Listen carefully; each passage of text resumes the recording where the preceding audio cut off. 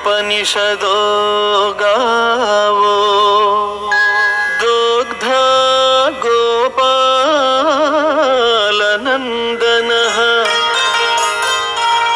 పార్థో వత్సః సుధీర్భోక్తా దుగ్ధం గీతామృతం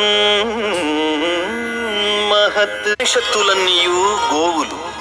గోపాలనందనుడగు శ్రీకృష్ణ పరమాత్మ పాలు పితుకువాడు. అర్జునుడు లేగదూడ. మహత్తరమగు గీతామృతము పాలు. సద్బుద్ధి గల జిజ్ఞాసువులే ఆ పాలను త్రాగువారు.